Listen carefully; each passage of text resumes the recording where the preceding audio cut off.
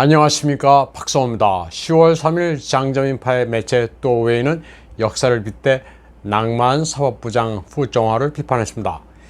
이 매체는 샹종파가 전향하고 나서 왜 장개석에게 총살당했나라는 제목의 문장을 게재했습니다.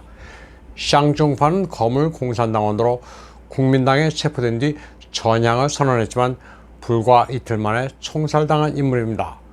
국민당 특무에 체포돼 모든 것을 술술 털어놨지만 살아남지 못했습니다.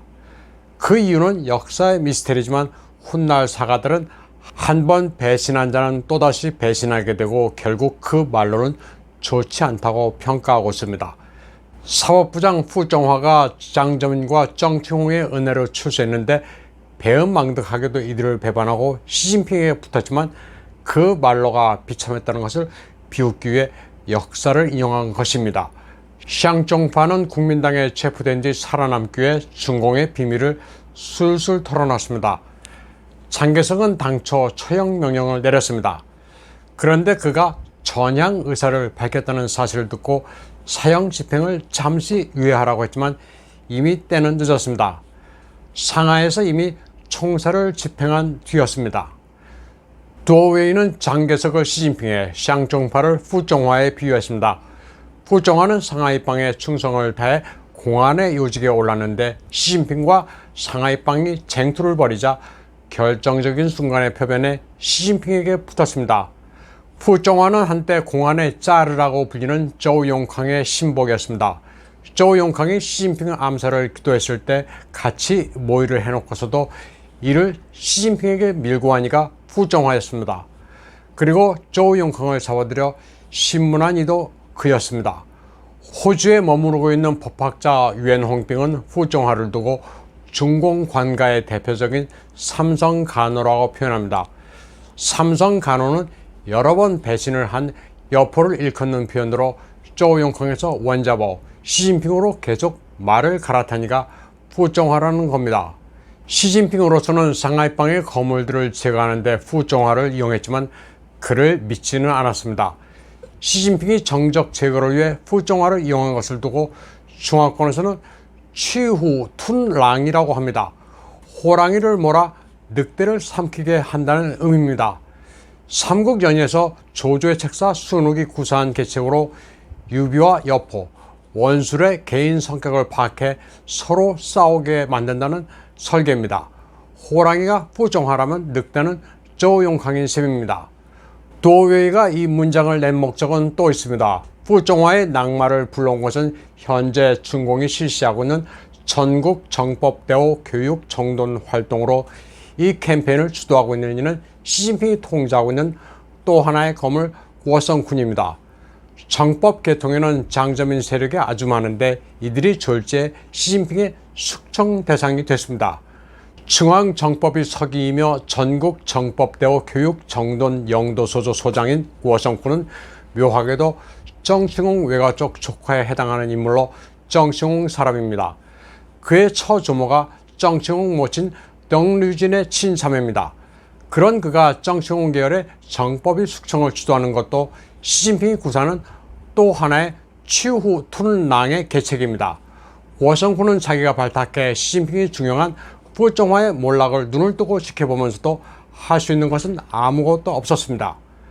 전 공안부장 멍젠주나 구어성군이나 지금 굉장히 불안할 수밖에 없습니다. 자기 편의 칼을 맞게 되는 상황이 지금 연출될 가능성이 높아졌기 때문입니다. 후정화의 사례가 일종의 섬뜩한 경고가 되고 있습니다. 투항의 충성을 바치더라도 언제 낙마의 비참한 최후를 맞게 될지 스스로의 운명을 알 수 없는 상황입니다. 이런 가운데 정칭홍의 권력이 정점이던 시절 베이징에서 크게 위세를 떨치며 잘 나가던 나이트클럽 천상인간이 다시 화제가 되고 있습니다. 후정화가 공안 병력을 이끌고 한밤중에 들이닥쳐 500여 명의 샤오제를 체포하고 6개월 영업정지를 내린 사건은 아주 유명합니다. 미녀가 즐비하고 고위층이 드나들며 돈을 물쓰듯이 한 천상인간으로 떼돈을 번 치후의 배경이 다시 도마 위에 올랐습니다. 치후의 전처 린체는 전 중공 국가 주석을 지냈던 리셰니엔 부인 린자메이의 진리였습니다. 치후인은 이런 배경으로 중공 권력 증가의 교훈을 두텁게 쌓았습니다. 제호주 반체제 인사 유엔 홍빙에 따르면 천상인간의 뒷배는 리시엔인 가족도 있지만 장저민도 있다고 밝혔습니다. 장저민이 총서기 자리에 앉게 된 것은 리시엔인이 밀었기 때문입니다. 이 두 사람은 이익과 관련해서도 관계가 돈독했다고 합니다. 천상인간에는 장저민 가족, 구체적으로는 장저민의 여동생 장저후의 지분이 있었다는 게 유엔 홍빙의 주장입니다. 그에 따르면 2010년 장저민이 군권을 내려놓았을 때 후진타오와 원자바오가 손을 잡고 베이징의 천상인간을 단속하도록 지시했습니다. 그리고 매춘 단속의 기치를 내세우고 직접 출동하니가 푸정하였습니다. 천상인간이 단순한 나이트클럽이 아니라 장저민이 배후에 있었기 때문입니다. 푸정화의 낙마와 관련해 2016년 5월에 있었던 레이양 사건도 다시 도마 위에 오르고 있습니다. 당시 인민대 석사연구생인 레이양이 공안에 체포되는 과정에서 의문사한 사건입니다.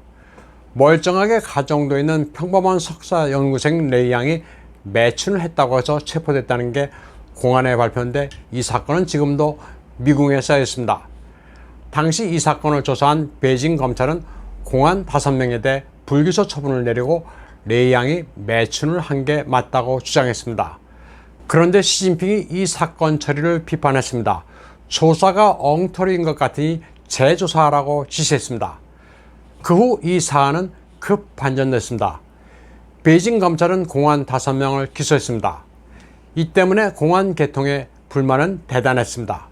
공안들은 크게 반발했습니다. 4,000명의 공안이 자기네들 동료를 검찰이 체포해 사기를 꺾었다면서 범죄자를 체포한 공안들을 처벌하면 사직도 불사하겠다고 했습니다. 공안들이 반발하고 있다고 하자 시진핑은 크게 노했습니다. 공안들의 반란 배경을 조사하라고 지시했는데 그 배후에 푸정화가 있었습니다.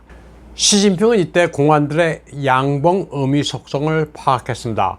그리고 여론을 봉쇄하고 레이양 사건을 두고 사람들이 설왕설래하는 자체를 차단했습니다. 또 2019년 2월 우한의 부호 슈 총량은 푸정화가 자기 재산을 강탈해놓고 협박까지 했다는 투서를 했습니다. 슈 총량이 공안에 끌려가 조사를 받을 때 한 공안 요원이 다른 요원을 지칭하며 저 사람이 푸정화의 친동생이다. 우리는 너뿐만 아니라 시진핑의 공안 신복인 왕샤오홍은 물론 왕치산, 시진핑의 전화도 감청한다고 기세등등하게 말했다는 사실이 드러났습니다. 다음 소식입니다. 이번에는 중공 전력난을 계기로 쏟아져 나온 정보들입니다. 미국에 망명하고 있는 부호 고원구이는 중공이 석탄을 살 의화가 동이 났다고 폭로했습니다. 그리고 전력산업은 리펑 가족이 거의 장악하고 있으며 원자바오 쭈룽지도 일부 지분이 있다고 말했습니다. 시진핑이 가진 것은 히토류, 화웨이, 중신 같은 하이테크 기업으로 대표되는 연기가 나지 않는 산업이라고 분석했습니다. 그러면서 시진핑이 이들 원로 가족들이 1년에 수조 달러 거래와 관련해 상당한 이익을 취하고 있는 사실을 발견했다고 말했습니다. 또 리펑을 비롯한 원로 가족들은 오랫동안 호주 정객들과 결탁해왔다고 폭로했습니다. 특히 중국에 유창한 케빈 로드 같은 친중파 정객들은 장저민, 후진타오 등과 오랫동안 커넥션을 맺어왔다고 말했습니다. 또 호주는 절대 반공이 아니며 반시진핑일 뿐이라고 말했습니다. 암호화폐도 이들 중국 원로 가족들의 돈 세탁용이라고 폭로했습니다. 암호화폐는 정법위의 돈줄로 이들이 정보활동을 하기 위해 해외에 나간다고 해놓고 실제 한 일은 돈 세탁이었다고 말했습니다. 정법위에서 불고 있는 숙청의 본질도 암호화폐를 통한 돈 세탁 때문이라고 폭로했습니다. 또 중공에서 암호화폐로 돈 세탁을 가장 많이 하는 부문은 군부와 정법위로 순리진, 왕리커가 연관되어 있으며 충칭방, 장수방, 왕치산이 사실상 주인인 하이난항공, 시자인의 헝다도 깊은 관련이 있다고 폭로했습니다. 오늘 방송은 여기까지 하겠습니다. 시청해주신 여러분 감사합니다.